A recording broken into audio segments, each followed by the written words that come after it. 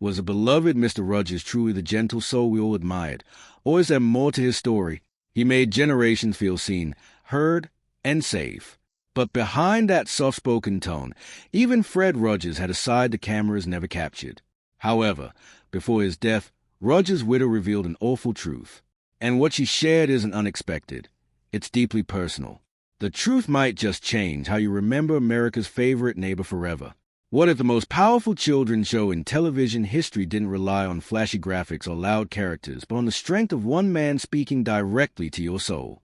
Let's walk through that neighborhood and explore the gentle revolution Fred started with a little show that made a massive difference. Chapter 2, Mr. Rogers' Neighborhood. Mr. Rogers' Neighborhood, the show that redefined childhood.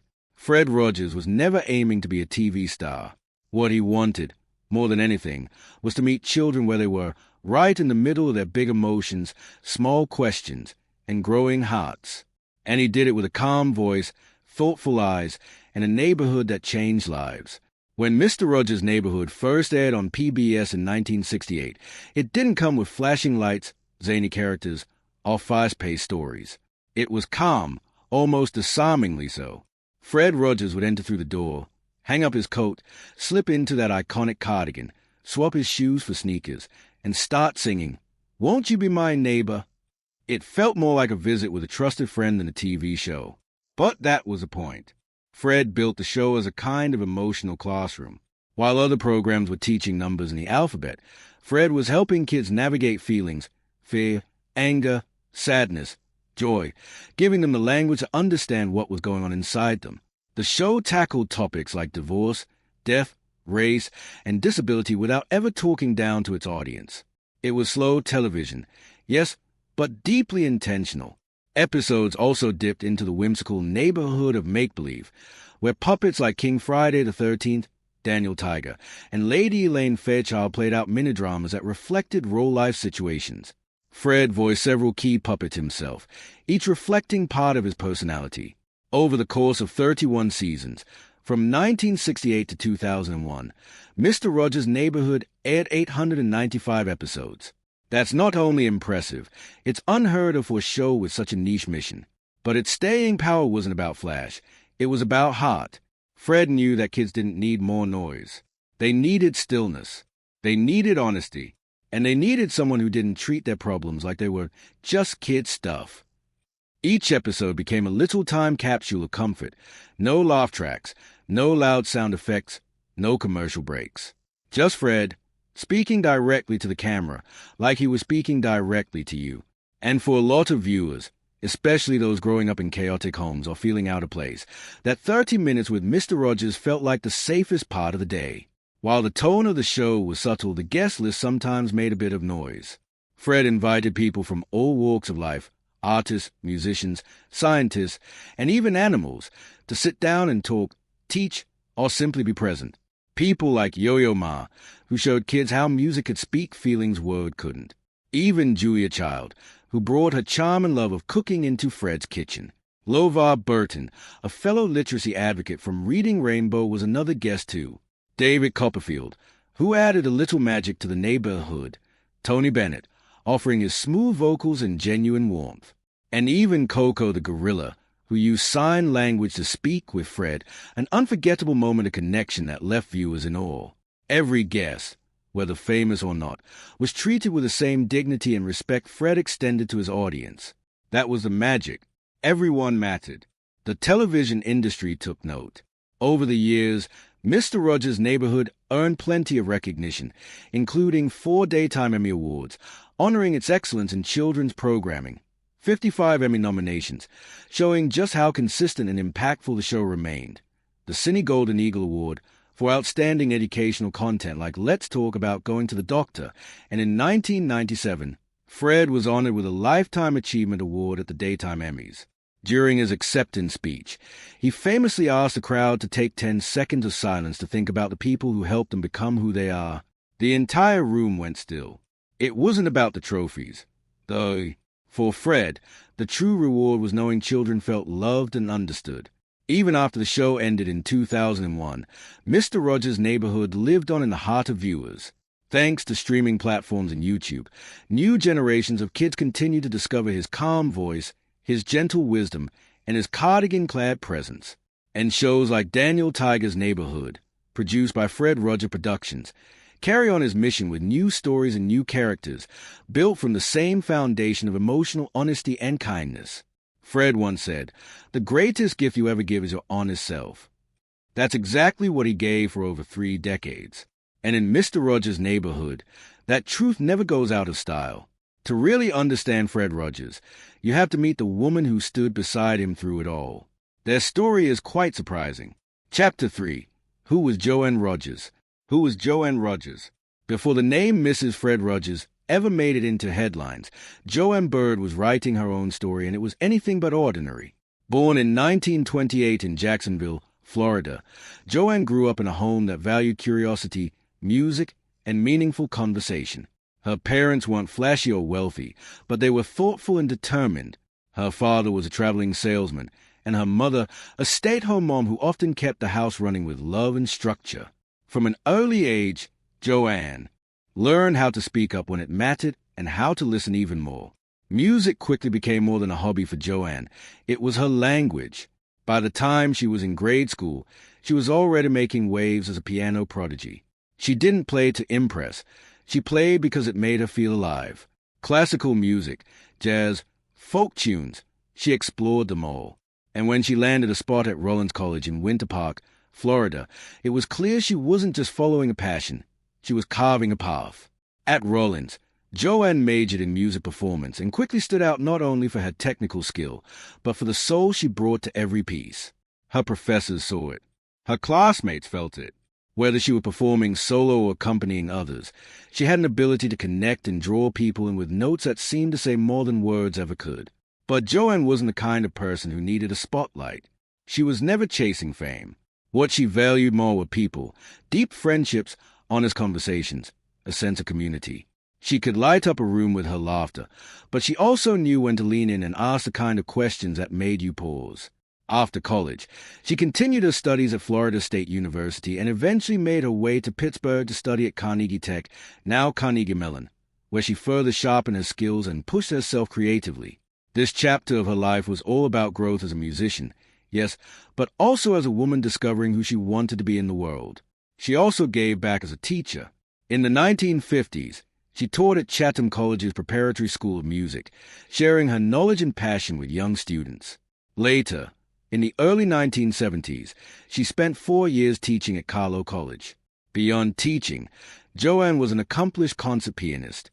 She performed as part of a piano duo with her longtime friend Janine Morrison, with whom she recorded 2 albums, Duo Piano Favorites, and a Virtuoso Duo Piano Showcase. Even then, Joanne wasn't fitting into a mold. She wasn't aiming to become someone's wife or someone's sidekick. She had a vision for her life that involved music, independence, and the freedom to express herself in full color. Whether it was in front of a piano or over coffee with a friend, she brought heart, wit, and an unshakable sense of calm. Joanne's contributions to the arts were recognized later in life. In 2019, she received an honorary degree from Duquesne University, acknowledging her lifelong dedication to music and education. So when her path eventually crossed with someone who shared that same depth of character and creativity, it wasn't a coincidence. It was 2 live meeting at the right time. Chapter 4. The Love Story Behind the Legend. The Love Story Behind the Legend. It's easy to look at a decades-long marriage and only see the surface, photos in matching outfits, a shared home, a public smile. But with Fred and Joanne Rogers, the story beneath the surface that made their love remarkable. Their love didn't shout. It started in the hushed corners of a college music hall in Florida. Fred and Joanne first crossed paths at Rollins College in the late 1940s. Both were music majors, both deeply dedicated to their craft, and both unknowingly about to become the most important person in each other's lives. Joanne wasn't the type to be dazzled easily. She had grown up with music in her veins and a sharp mind that cut through pretense. What caught her attention wasn't Fred's charm or his future potential. It was the way he listened, really listened, and the way he treated people with a softness that felt rare, even then. Their connection grew in practice rooms, piano labs, and over shared recitals. They weren't a couple built on candlelight and grand gestures. They built something far sturdier, a partnership rooted in shared rhythm, intellectual connection, and emotional safety. They spoke the same musical language, yes, but more importantly, they heard each other in a way few others could. After college, life didn't exactly roll out a red carpet for their relationship. Fred left for New York to start a job with NBC, while Joanne stayed behind in Florida. You'd think long-distance relationships are tough today, but back then, there were no texts, no FaceTime calls, just pen, paper, and a lot of patience. And yet, the letters never stopped. Each envelope carried not only word but layers of unspoken care, longing, and deepening trust. Then came the letter, Fred's proposal. Tucked between updates and affection was a question that would shape both their lives. Joanne was so overwhelmed, she dashed to a nearby phone booth to say yes, so fast, in fact, that she nearly lost a letter on the way. She kept it safe after that, and with good reason. That piece of paper was the start of something unshakable. They got married in 1952 and began what would turn into over 50 years of marriage. But theirs wasn't the kind of union that sat pretty on a mantelpiece. It was alive, messy, funny, real. Music remained a central part of their bond. The two would often play piano duets together, delighting in the harmony as much as the occasional mistakes. They had their own inside jokes, their own shorthand. When Fred's work became demanding or the outside world felt loud, Joanne was his quiet place. They had 2 sons, James and John. Life at home was structured but warm. Joanne wasn't just the mother of Fred Rogers' children. She was the emotional backbone of the family. She protected his space, made room for his process, and also challenged him when needed.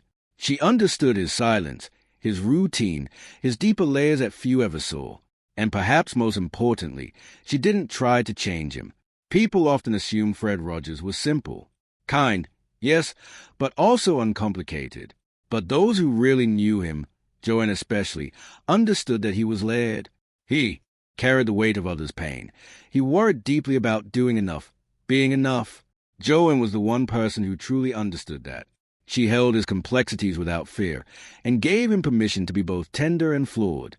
Even as Fred became a beloved public figure, their marriage remained grounded. They didn't live for applause or attention. They lived for mornings filled with music, laughter that bubbled out during mundane moments, and the kind of companionship that's built on being fully known and still loved. What they shared wasn't a fairy tale, and that's exactly what made it beautiful. Behind the legend was a love story built on effort, respect, and an unshakable bond. And while the world saw Mr. Rogers as a gentle icon in a cardigan, Joanne knew the man behind the camera. She saw his worries, his fears, his discipline. She knew what the world didn't, and she kept those parts sacred. And maybe, just maybe, that's the real magic in their story.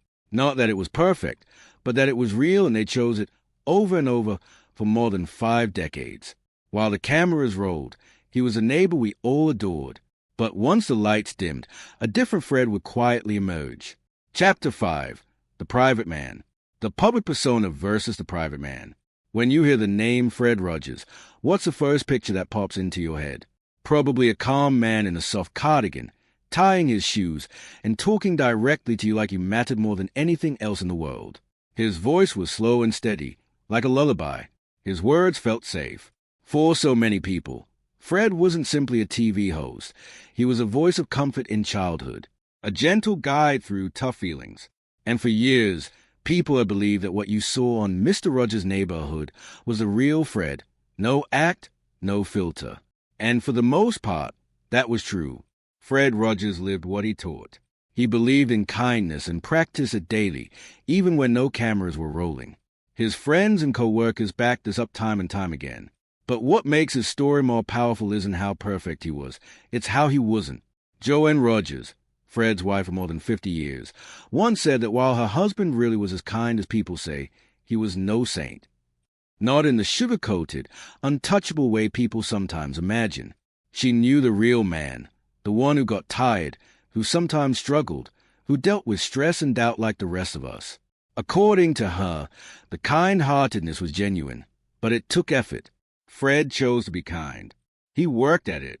There's something incredibly honest about that. On the outside, Fred seemed effortlessly calm. But inside, there was an unassuming discipline shaping every move. He kept routines, like swimming every morning and weighing himself daily to make sure he stayed at 143 pounds. That number meant something to him. One letter for I, for love, free for you. A small ritual with a big message. But living up to that image, the idea of always being gentle, always being thoughtful, came with pressure. After all, millions of kids looked up to him.